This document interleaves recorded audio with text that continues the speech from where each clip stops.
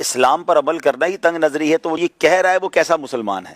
ٹھیک ہے نا، کہ اگر شریعت کے کسی قانون پر کوئی عمل کرنے کی بات کرتا ہے، آپ کو اس کی ترغیب دیتا ہے، تو لگتا ایسا ہے کہ آپ کی تنگ نظری نہیں، دل بھی تنگ ہو گیا ہے، کہ شاید اس پر بھی کوئی تالا لگ گیا ہے کہ آپ پر کوئی ہدایت کی بات اثر نہیں کر رہی، جب آپ کو اسلام کی باتیں بھی تنگ نظری پر محیط لگ رہی ہیں اور آپ اس پر امپلیمنٹ کر رہے ہیں۔ تو جب تک چیزوں کے بارے میں پتہ نہیں ہوتا، لوگ اپنی طرف سے کہہ دیتے ہیں کہ بھائی یہ بڑی تنگ نظری کی باتیں ہیں، بلکہ میں سمجھتا ہوں کہ the most flexible religion on earth, سبحان اللہ، اگر کائنات میں کوئی سب سے زیادہ فلیکسیبل ریلیجن ہے تو وہ اسلام ہے۔ آپ سفر پر ہیں، آپ کی نماز میں آپ کو تخفیف کر دی گئی، آپ کی قصر ہو گئی، ٹھیک ہے جناب، آپ سفر میں ہیں، اگر آپ روزہ نہیں رکھ سکتے آپ نہ رکھیں، بعد میں رکھ لیں، ابھی بنیادی ارکان چل رہا ہے، ابھی بیسک باتیں چل رہی ہیں۔ اچھا، اگر آپ پانی نہیں ہے تو اسلام کہیں نہیں کہتا کہ آپ خرید کے پانی جناب مہنگے سے مہنگا پانی لے کر بھی اور جناب کچھ بھی کر کے کنواں کھودے پانی نکالیں۔ پانی میسر نہیں ہے اور آپ کے پاس اویلیبلٹی نہیں ہے، آپ تیمم کر سکتے ہیں، ٹھیک ہے، طہارت کے لیے تیمم، اچھا تیمم ہو گیا۔ اچھا، اب اس کے بعد آپ کھڑے ہو کے نماز نہیں پڑھ سکتے، آپ بیٹھ کے نماز پڑھ لیں، آپ بیٹھ کے نہیں پڑھ سکتے آپ لیٹ کے پڑھ لیں، لیٹ کے نہیں پڑھ سکتے اشارے سے پڑھ لیں، صحیح، یعنی آپ کو چوٹ لگ گئی ہے، آپ کو ڈاکٹر منع کر رہے ہیں اور واقعی آپ کو لگتا ہے کہ میرے یہاں پر زخم پر جو میں پانی ڈالوں گا تو خراب ہو جائے گا، آپ مسح کر لیں۔ آپ دیکھیں ہر چیز میں فلیکسیبلٹی ہے، آپ کو ہر عذر کا اسلام کوئی نہ کوئی ڈیسیشن دیتا ہے، کوئی راستہ دیتا ہے، آپ کے رعایت دیتا ہے۔ آپ کو جناب پیسے ہیں تو زکوٰۃ ہے، نہیں ہے تو زکوٰۃ نہیں ہے، آپ صاحب مال نہیں ہے، آپ نصاب نہیں تو زکوٰۃ نہیں، کیٹیگری بنا دی۔ آپ دیکھیں کیسی کیٹیگری کر دی، حالانکہ پلر آف اسلام ہے جی، یعنی اگر سختی ہوتی تو اسلام کہتا پیسے ہیں کہ نہیں ہے زکوٰۃ دو، کہیں سے بھی کرو، کہیں سے بھی کرو، نہیں زکوٰۃ نہیں ہے۔ اچھا پیسے نہیں ہے، استطاعت نہیں ہے، حج بھی نہیں ہے، یعنی 5 اسلام کی بیسک چیزیں، 5 پلرز آف اسلام۔ ایک تو آپ نے اسلام قبول کر لیا، وہ ہو گیا۔ اب نماز، روزہ، حج اور زکوٰۃ۔ نماز اور روزے کی فلیکسیبلٹی میں نے بتا دی، حج اور زکوٰۃ تو ہے ہی نہیں غریب کے اوپر، یعنی صاحب مال اور صاحب استطاعت نہیں، اس کو حج بھی فرض نہیں ہے، زکوٰۃ بھی اس پر فرض نہیں۔ اس سے زیادہ فلیکسیبلٹی اسلام کیا دے گا؟ آپ دیکھیں کہ ہر موقع پر اسلام آپ کو فلیکسیبلٹی دیتا ہے۔ آپ مفتی صاحب کے پاس اپنا پرابلم لے کے چلے جائیں کہ میرا یہ پرابلم ہے، آپ دیکھیں آپ کو کوئی نہ کوئی راستہ ملے گا۔ آپ ڈیڈ اینڈ نہیں ہے اسلام میں، شریعت میں ڈیڈ اینڈ نہیں ہے۔ آپ کو اللہ کی رحمت سے اگر آپ واقعی کسی صحیح علم دین رکھنے والی شخصیت کے پاس پہنچ جائے، کسی صحیح مفتی کے پاس پہنچے، آپ کو کہتے ہیں نا ٹی جنکشن آ جاتا ہے، ہم روڈ پہ جائیں تو ٹی جنکشن آتا ہے، ڈیڈ اینڈ آ جاتا ہے۔ اسلام میں ڈیڈ اینڈ نہیں ہے، وہ آپ کو راستہ ملے گا، آپ کو طریقہ بتایا جائے گا۔ ہمارے ذہن تنگ ہیں تو اسلام کو تنگ نظر کہتے ہیں، ایکچولی ان کے ذہن تنگ ہو گئے، ان کو اسلام کی وسعت کا پتہ ہی نہیں ہے۔ میں تو یہ سمجھتا ہوں کہ اسلام سے دور رہ کر اسلام کے بارے میں بات نہ کریں۔ ہمیں بھی دیکھ کر کچھ لوگ کہتے ہیں یار اگر اسلام پر عمل کریں گے تو زندگی بڑی مشکل ہو جائے گی۔ آپ بلیو کریں، ہم جتنے 5 بیٹھے ہیں نا، جتنی ہم مزیدار لائف گزار رہے ہیں نا، آپ کی سوچ ہے اسلام میں امامہ ہمارے سر پہ ہوتا ہے۔ ارے جناب وہ مزے زندگی کے کہ پتہ ہی نہیں ہے آپ کو، اللہ کی رحمت سے اتنی آسان کر دی اسلام نے زندگی، اللہ کی رحمت۔ سب سے بڑی بات تو قلب کا سکون ہے نا۔ اگر آپ نماز نہیں پڑھ رہے اور آپ کو لگتا ہے نماز پڑھنے سے میں پھنس جاؤں گا اور بڑی مشکل ہوگی، آپ یقین کریں جو نمازی ہیں ان سے پوچھیں، وضو کرنے کے بعد جو ریلیکسیشن ملتی ہے، ساری فکریں، ساری تھکن ایسا لگتا ہے کہ سائڈ پہ رکھ دی ہے۔ ایسا ہی آپ ساری رات جو لوگ جا کر سکون تلاش کر رہے ہیں، کبھی رات کو اٹھ کر تہجد کی 2 رکعت پڑھ کر آنسو بہانے میں سکون دیکھ رہے ہیں، اور مومنٹم بن جاتا ہے۔ آپ بلیو کریں بندے کو لگتا ہے اللہ کی بارگاہ میں پہنچ گیا ہوں، میری بات وہاں پہنچ گئی ہے، میرے مسئلے حل ہی ہونے ہیں۔ تو دعا کا جو لطف ہے، جو درود پاک کا لطف ہے، جو ذکر و اذکار کا لطف ہے، پھر اسلام میں چونکہ فلیکسیبلٹی اتنی ہے، لوگ سمجھتے ہیں جو مولوی لوگ ہوتے ہیں نا، یہ نہ انجوائے کر رہے ہوتے ہیں، نہ ان کی فیملی بھی بڑی مشکل میں گزار رہی ہوتی ہے، سانس بھی نہیں لے دے رہے ہوتے، ان کو اندازہ ہی نہیں ہے اسلام نے نہ خوشیوں کا منع کیا ہے، بلکہ ہماری شریعت تو یہ کہتی ہے تم میں بہترین وہ ہے جو اپنے گھر والوں کے ساتھ بہترین ہے۔ میں تو سمجھتا ہوں جو مذہبی لوگ اپنے گھر والوں کو فلیکسیبلٹی اور پیار دیتے ہیں اور جو ان کو خوش رکھتے ہیں، اگر واقعی وہ مذہبی ہیں، اگر جو نہیں ہیں تو چند لوگوں کی وجہ سے آپ پورے اسلام کو کرٹیسائز نہیں کر سکتے، وہ بھی سو کالڈ۔ ہاں، جس نے شریعت پڑھی ہے، جس نے حدیث پڑھی ہے،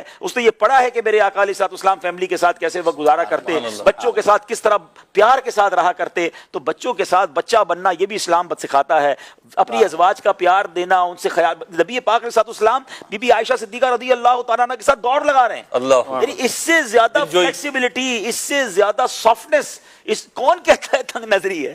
آپ بلیو کریں، آپ اسلام کو پریکٹیکلی اختیار کر لیں، you will enjoy your life.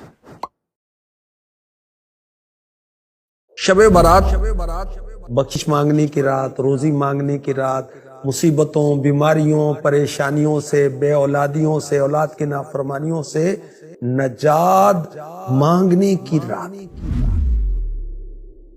اس کے بارے میں اللہ کے حبیب صلی اللہ علیہ وآلہ وسلم نے فرمایا جب شعبان المعظم کی 15ویں رات شب برات آئے تو اس میں عبادت کرو، دن میں روزہ رکھو، بے شک اللہ پاک اس رات سورج غروب ہوتے ہی آسمان دنیا کی طرف نزول رحمت فرماتا ہے اور ارشاد فرماتا ہے کوئی بخشش مانگنے والا میں اسے بخش دوں، ہے کوئی روزی مانگنے والا کہ اسے روزی دوں، ہے کوئی مصیبت میں مبتلا کہ اسے عافیت دوں، ہے کوئی ایسا یہاں تک کہ فجر کا وقت شروع ہو جاتا ہے۔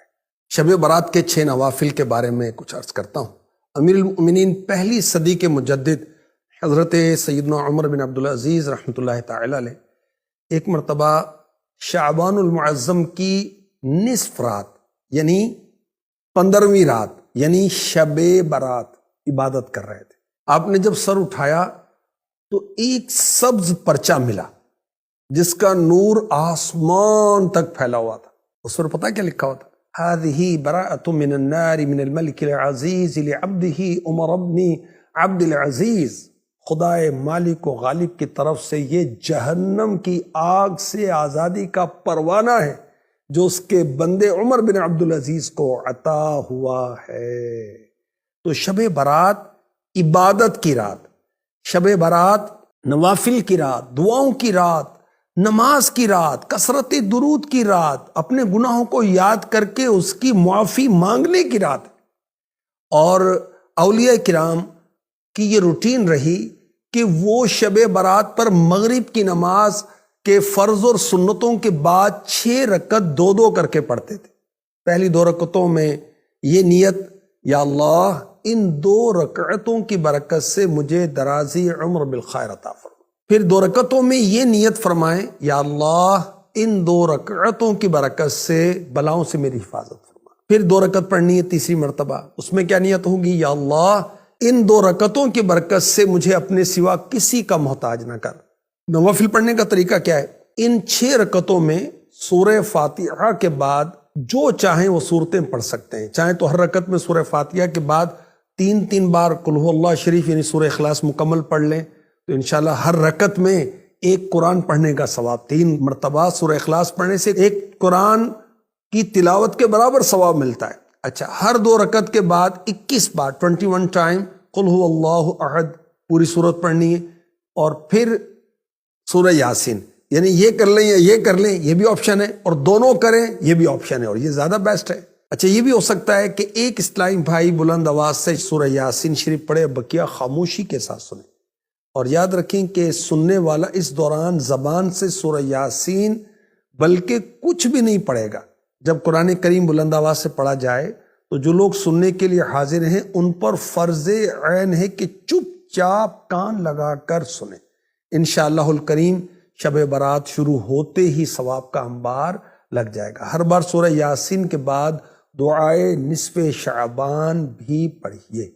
دعائے نصف شعبان جو ہے آقا کا مہینہ، امیر اہل سنت کا رسالہ جو ہے اس پر آپ دیکھ سکتے ہیں۔ اللہ کے حبیب صلی اللہ علیہ وآلہ وسلم نے فرمایا جس نے عیدین یعنی عید الفطر اور عید الاضحیٰ کی رات اور شعبان المعظم کی 15ویں رات یعنی شب برات عبادت میں جا کر گزاری، اس دن اس کا دل نہیں مرے گا جس دن لوگوں کے دل مر جائیں گے۔ آخری نبی مکی مدنی صلی اللہ علیہ وآلہ وسلم نے فرمایا میرے پاس جبریل امی علیہ السلام آئے اور کہا یہ شعبان کی 15ویں رات ہے، اس میں اللہ پاک جہنم سے اتنوں کو آزاد فرماتا ہے جتنے بنی کلب کی بکریوں کے بال ہیں، مگر مشرک اور عداوت کیا مطلب ہے؟ دشمنی رکھتے ہیں آپس میں ایک دوسرے سے، اور رشتہ کاٹنے والے یعنی خونی رشتے ہوتے ہیں ان سے تعلقات ختم کر لیتے ہیں، تکبر کے ساتھ ٹخنوں سے نیچے کپڑا لٹکانے والے، والدین یعنی پیرنٹس ماں باپ کی نافرمانی کرنے والے، اور شراب کے عادی کی طرف اللہ پاک نظر رحمت شب برات میں بھی نہیں فرماتا۔ حدیث پاک میں ہے جو کوئی شب برات میں 100 رکعت پڑھے تو سلطان محمود غزنوی کے زمانے میں نا چوریاں بڑی ہونے لگی، بڑی چوری، روز چور آ جاتے، سارا علاقہ پریشان ہے۔ چور تھے 4، جس گھر میں بھی آتے پیروں کے نشان ملتے 4 لوگوں کے، 4 چور ہیں پکڑے، بڑی دوڑ لگی، پولیس فوج، چور نہیں پکڑے جاتے۔ سلطان محمود غزنوی کہنے لگے تم سے نہیں پکڑے جائیں گے، میں ہی پکڑوں گا۔ क्या करूंगा, बोलिएगा जरा। मैं पकड़ के लाता हूं। कहा जनाब कैसे? फरमाने लगे देख लो पकड़ता हूं। सुल्तान महमूद गजनवी ने नकाब डाला चेहरे पे, पुराने कपड़े पहने, बाजार में निकल गए। 4 चोर खड़े थे सामने। सुल्तान को देखा तो दौड़ने लगे। आप फरमाने लगे दौड़ो ना, अना बाशरुम मिसलुकुम, मैं भी तुम्हारे जैसा ही हूं, मैं भी लिबासे आदमी पहना जहाने आदमी समझा। वो मुजम्मल बन के आए थे, तजल्ला बन के निकलेंगे। लिबासे आदमी पहना जहाने आदमी समझा, मुजम्मल बन के आए थे, तजल्ला न हलीमा भेद खुला है ये, न मकाम चूनो चरा है ये, तो खुदा से पूछ वो कौन थे तेरी अजमतें जो बढ़ा गए। सुल्तान कहने लगे ना बाशिर मिसलुकुम, ना डरो मैं तुम्हारी तरह का ही हूं। उन बेवकूफों ने समझा शायद चोर है। कहा ना मैं तुम्हारी तरह का हूं। उन्होंने क्या समझा? शायद लिबास आदमी पहना जहाने आदमी, शायद चोर है। उन्होंने कहा चलो जी ताक आदाद हो गए। पहले 4 थे, अब बैठ गए, बातचीत होने लगी। सुल्तान कहने लगे यार चोर हो तुम भी, चोरियां करते हो, तो कितनी चोरियां आज तक कर ली हैं? कहने लगे बड़ी की हैं यार, लेकिन कोई नहीं, थोड़े से पैसे होते हैं, 2-4 दिन में खत्म हो जाते हैं। सुल्तान कहने लगा चलो ये तो बताओ कि क्वालिटी भी है तुम्हारे अंदर। एक शख्स कहने लगा जी मेरे अंदर क्वालिटी है, जानवर बोले तो उसकी बोली सुन के बता देता हूं कि ये क्या कह रहा है।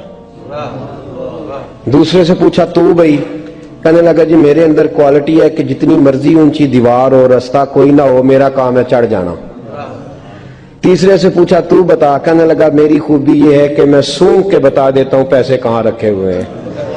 सुल्तान मुस्कुरा के कहने लगे सारी चोरों वाली क्वालिटियां हैं, पक्के चोर, चोरों वाली क्वालिटी है सारी तुम्हारे अंदर। खैर चौथे से पूछा तू बता, तू बता? कहने लगा जी मेरी क्वालिटी ये है कि जिसको रात के अंधेरे में नकाब में देख लूं, सवेरे पहचान लेता हूं बंदा कौन था। छुपा हुआ देखूंगा पर सवेरे मुझे, अंधेरा होगा, नकाब होगा, पर मैं सवेरे पहचान लूंगा। सुल्तान से कहने लगे हमने तो बता दी, आप भी बताएं। तो सुल्तान महमूद कहने लगे मेरी क्वालिटी ये है कि बंदा फांसी लगने लगे, मैं दाढ़ी हिलाऊं तो फांसी से उतर जाएगा। फांसी लगने लगे, मेरा काम है दाढ़ी हिलाना, और बंदा फांसी से फारग। ने कहा क्या बात है, पते एड्रेस सबके ले लिए। सुल्तान कहने लगा यार थक गए, चोरी कख दी हुई तो चोरी लख दी हुई, तो आज बादशाह का घर ना लूटे। तो रोज थोड़ी थोड़ी करते हैं तो बड़ा हाथ मारते हैं, कुछ हाथ तो आए ना। वो कहने लगे यार तू बड़ा दलेर चोर है, पहले दिन आया इतनी दलेरी। कहने लगे चलो आज सुल्तान का घर लूटते। चले मामून गजनवी के घर की तरफ। जब पहुंचे ना दरवाजे पे तो कुत्ता भौंकने लगा। जो कहता था ना मैं पहचान लेता हूं, वो कहने लगा कुत्ता कह रहा है तुम्हारे अंदर एक बादशाह भी है, बादशाह है। तो बाकी 3 कहने लगे अजीब बेवकूफ है, हम तो एक जैसे हैं सारे। उन्होंने कहा नहीं है ना बादशाह मिसलुकुम, तू पागल है, आज तुझे गलती लग गई। दीवार बड़ी ऊंची थी, वो जो कहता था ना चढ़ जाता हूं वो चढ़ गया, रस्सा फेंका बाकी भी चढ़ गए। और जो कहता था सूंघ के बता देता हूं, उसने बता दिया कि इस कमरे में खजाना है। लूटा, नीचे आए, उसको एक जगह पे लेके बैठे बांटने के लिए। सुल्तान कहने लगे बेवकूफ हो, कोई मामूली घर नहीं लूटा, बादशाह का घर लूटा। सवेरे गली गली पुलिस दौड़ेगी, फौजी दौड़ेंगे, एक सुई भी पकड़ी गई तो पकड़े जाएंगे, खजाना जमीन में दबा दो, बात ठंडी होगी तो आके इसको उखेड़ेंगे, बांट लेंगे। एड्रेस पहले ले लिए थे, वो सब अपने अपने घरों को चले गए। सुल्तान आए, सिपाहियों से कहा कि 4 बंदे उठा लाओ, और फलान जगह खजाना दफन किया वो भी उठा लाओ। अब काजी साहब की अदालत में मुकदमा चला, जुर्म साबित हो गया, चारों को सजाए मौत हो गई। अब वो चारों कहते हैं 4 तो हम है, 5वां किधर गया? 5वां किधर है? अना बाशिर मिसलुकुम, वो कहता था तुम्हारी तरह कहूं, वो किधर है? जिस दिन फांसी लगनी थी ना,